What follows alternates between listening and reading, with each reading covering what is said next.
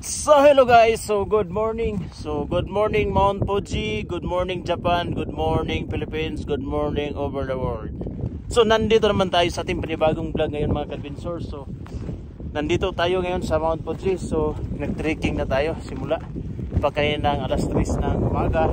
At ngayon ang oras is alas 5. So 2 oras na yung pag-akyat dito sa Mount Fuji. So hindi lang ako nag-isa mga Kalbinsor. So kasama ko si Princess. So please follow guys sa TikTok platform ni Princess. Shout out to them. Shout out. Please follow my TikTok sis. To all my TikTok followers, TikTok platform, so Japan Adventure, don't forget to subscribe. So guys, hindi biro yung pag-akyat dito sa Mount Fuji. So last year, pressure kami pag-akyat sa Mount Fuji kasi gabi yun. Ang diferensya mga Adventure, pag gabi ka umakyat dito sa Mount Fuji, maraming tao, so mag-pressure ka talaga kumpara ngayong pag umaga ka. First time namin dito na umaga, madaling araw, so hindi pressure, nagano pa, video chika kasi mahabang oras. So ngayon mga Adventure, kaka-sunrise lang yung yung araw, kakasikat lang, parang pag-ibig, ayay. So guys, kanina sea clouds dito sa baba, dito sa part ng Gotemba, sa Shizuoka at saka sa Fuji Yoshida mga Adventure. So guys, napakaganda talaga pag ganitong season, summer season, akyatan ng mga bundok, especially dito sa Mount Fuji.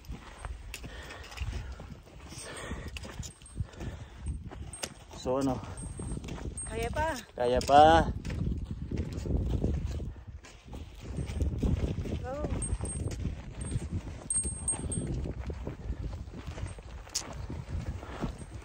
Nagko giginhawa So yan sa mga Adventure.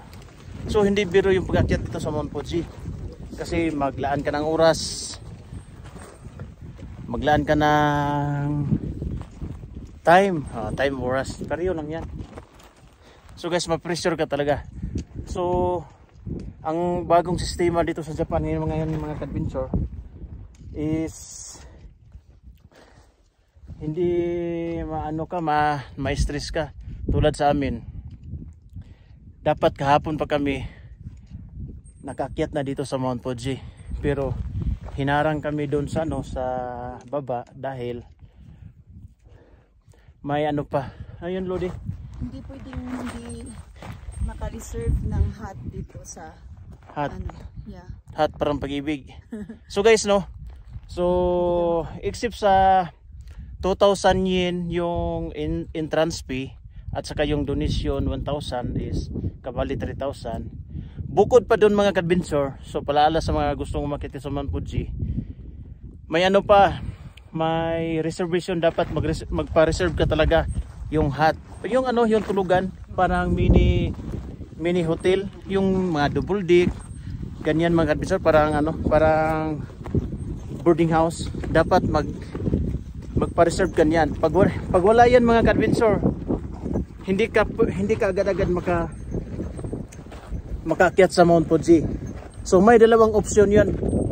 So ang first option yan, dapat kumuha ka ng reservation doon sa 5th station, doon sa Fuji Yoshida Trail. So dapat magbayad ka ng 9,000 yen, or hindi tayo magkamali kasi yun ang sabi ng staff doon, 9,000 yen or 7,000 yen. Mag-stay ka ng ilang oras doon, tapos magsimula ng akyat. Pag-akyat sa Mount Fuji is alas 9 ng gabi. So yun mga Adventure, mamili. Yun ang first option. Ang second option mga Adventure, bukas ng umagahan, alas 3 ng umaga, simula yung yung pag-akyat. So walang bayad. So tulad sa amin ngayon, kasi pira na yan, sayang. So yun ang ginawa namin, yung second option. Maganda naman kasi hindi kami pressure sa oras. So konti lang yung umakyat pa kasi maaga pa. So napakaganda. Tapos dito ngayon sa Mount Fuji, napakalamig mga adventure. Parang January. 'Di ba? Pag December. Oh, puyo. Ano ba yung puyo? Winter. Winter. Oh, winter. Parang winter. Ano masabi mo, Princess? Si Lodi Princess. Yan. Ayan, kung yung mga first timer na gusto umakyat dito sa Mount Fuji, I recommend na madaling araw kayong umakyat. Kasi pag mainit na, yan, mawawalan kayo ng energy. Tapos inom kayo ng tubig. So pag madaling araw, hindi masyadong sa oxygen. At saka din, wala masyadong tao pa. No? Hindi kasi ang crowded. iba pauwi na. Pauwi na kasi yung iba. Tapos ang paakyat, hindi pa masyadong maraming tao. Yan. So guys, no, bilib ako sa iyo ngayon parang wala lang. Di ba? Dati iba. Oh. So last year mga adventure, so nagbaon pa kami ng oxygen. Bumili pa si si Princess ng oxygen. At kami, siya pa yung binibilihan niya kami. Oh, maganda. Maganda talaga.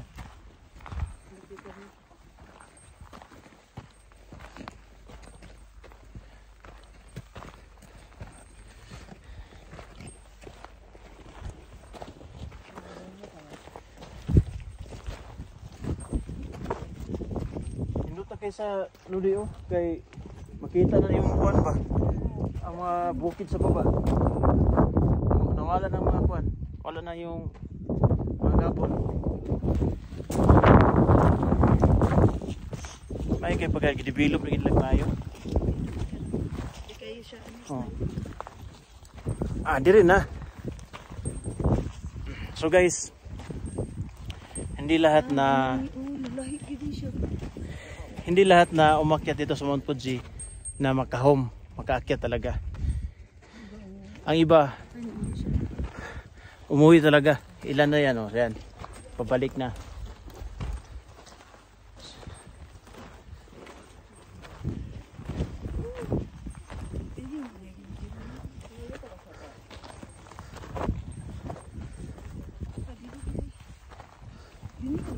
Muni first na ito nga. Muni dire.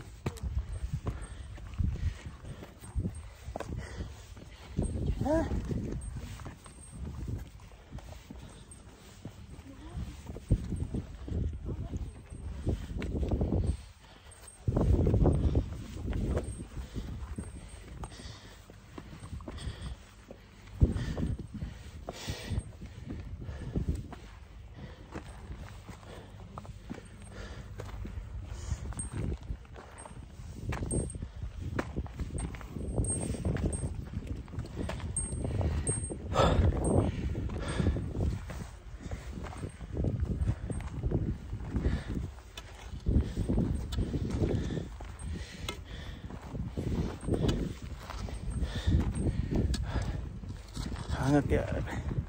Hangat.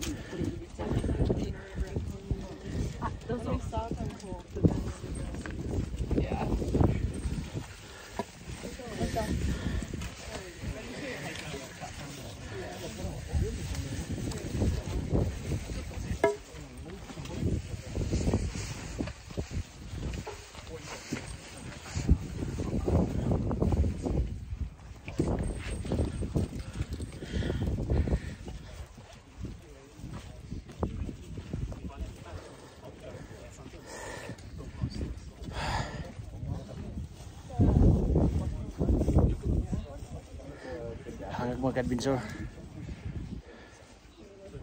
So guys, yun pa yung akyatin namin. So wala pa.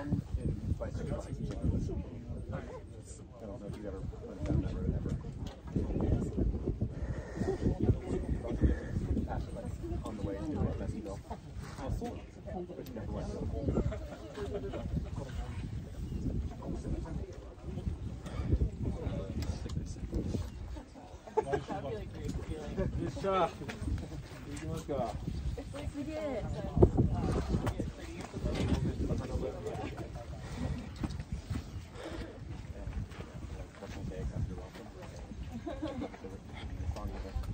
guys, pag may mga stick-in kayo tulad nito, so pwede kayo magpa-stamp dyan. So ang bayad is 500. So tulad nito mga kabinsor. So last year pa to na stick na ginamit ko.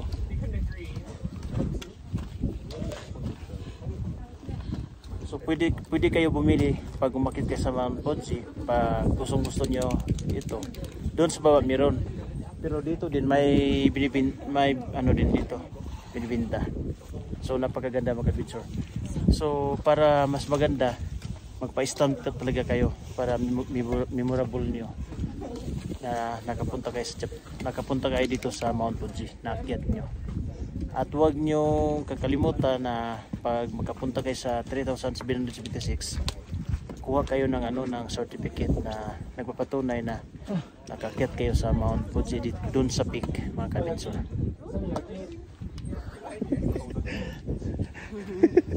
Ano ginawa?